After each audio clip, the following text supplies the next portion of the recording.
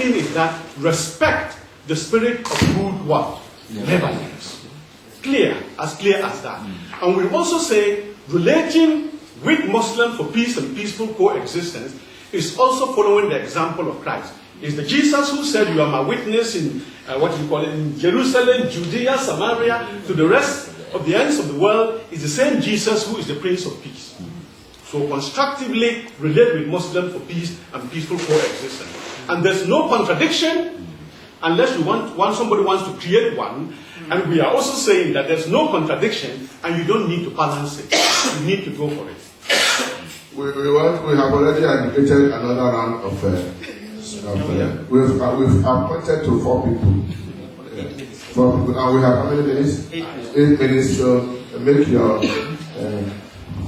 your questions fast. Thank you, Professor Mbillah, for broaching on those sensitive issues so clearly in the Christian-Muslim relations.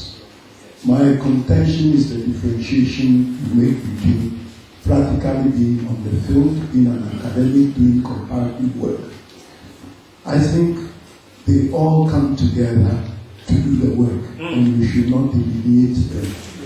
You stated yourself that you need an MA, a master's degree, to be on such a program. So you are contradicting yourself in the PhD. And in order to understand each other, you need a level of comparative religion done in the proper sense of comparison in order to be able to dialogue with each other. So that's the contention I find with that aspect of your presentation. That was the professor's observation, not a question. The next question, number 2. Yes. Yesterday, Professor Lamin Sane told us that we can no longer enjoy the luxury of procrastination in developing a Magna Carta of religion for Africa. And I want to ask Dr. Mbillah, do you think that Procurator has the capacity to start up an agenda for this Magna Carta? Secondly, you talked about ethnicism, which is the main dimension of ethnicity. Do you think that in sub-Saharan Africa it is possible to divorce ethnicity from religion? Number 3. Thank you very much. My question is related to the last speaker. In your submission, you mentioned about in our bid for interfaith dialogue, we should talk about existential reality. And I have this wonder in me. I've always been wondering, if I were located somewhere, will I be called a Catholic today in Africa? It looks to me like you were about to bring the ethnic dimension in our interfaith dialogue, but you didn't have time. It looked to me that conversions, when they came, the missionaries located themselves in various places, and those regions were converted to those religions or denominations. And for me, as I was growing up, I grew up in a Catholic environment. Today I'm a Catholic. I'm just wondering, if I grew up in a Presbyterian environment, will I be a Catholic?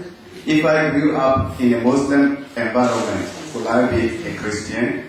That is the question that bothers me. And then that brings to some further elaboration, pardon me for this. In that regard, when you look at our African context, and take Ghana for a case study, when you look at the political arena, you realize that when there is a kind of democratic dispensation, you have a parliament, and then you need cabinet members. You see that in every region they try to get a cabinet person represented there. Is the question about religion? But is it not always about whether somebody from our location is there?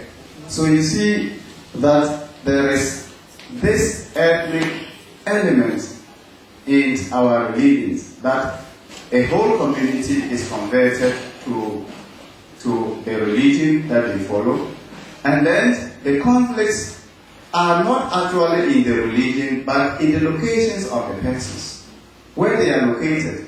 if you take the case in Nigeria, you're talking about two different language groups or ethnic groups. So I am asking you, would you propose among our interfaith dialogue studies and interaction something seriously about inter-ethnic, intercultural dialogue? Because I think that it is something very real to our African existence. Thank you. Thank you for the question that finally came. Last one here. No question from this side. I've been looking here. No question. I was number 4, but You were number 4. Okay, please. Okay, very briefly, Dr. Mbillah, the issue of the question of, shall I say, triumphalism that exists often in Christianity. What is Procurator's stand on that, or efforts you make to address that in churches in the light of the fact that the Prince of Peace accomplished peace through suffering? And so, maybe if you have emphasis on that. Well, since you gave me a microphone, I'll talk about very briefly. Okay. Dr. Mbillah, thank you for your presentation. And I want to find out if you have a special program for Muslim converts, Muslims who have come to the saving knowledge of our Lord, how you respond to their needs, and how you respond to their convert needs, Muslim convert care when they come. And also, if a Muslim convert runs to Pope Moral's office and says, Dr. Mbillah, please, I want you to baptize me. I want to become your stand, your stand. And also, you see, we're talking about Prince of Peace. Jesus said, I'm a Prince of Peace. And at the same time, the same Jesus said, I did not bring what? Peace, but a sword. And also he said, if you don't hit your mother and father and brothers and sisters and living, you are not my disciple. And you know, I'm a practitioner. And as a Muslim convert, you see, some of these verses brought us to the saving knowledge of Jesus Christ. And so, in a meeting like this, you know, I'm trying to filter through whether I made a mistake, and that from what, you know, I came to meet you, you're Christians, you know, masters and academicians and all that. So from this I say, hey, I debated, let me go back. You see, so now I'm filtered through certain things. I said, look, there's something wrong.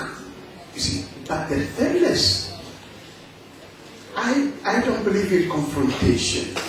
Jesus Christ did not come to condemn, but I believe that if we use wisdom, a sheep among wolves, be as wise as serpent and innocent as doves. And anyway, time is not on our side. As I just want to remind ourselves about the whole theme of this assembly. Christian approaches in terms of relationship with Muslims. So this whole assembly presupposes that there are Muslims out there that Christians must relate with. There will be other big meetings that will be mainly for evangelism that will tackle those questions. And I think if you have a Muslim who wants to become a Christian, it will not be fair on Mbillah to send him to this man for baptism. He's a Christian. You should rather send him to a Christian church where he will be welcomed and received, because one person cannot do everything. They are specialized on relationship, and that's where my problem is at the last question. It seems all along it is Christians, at least in Africa, who are always interested in reaching out to Muslims for dialogue.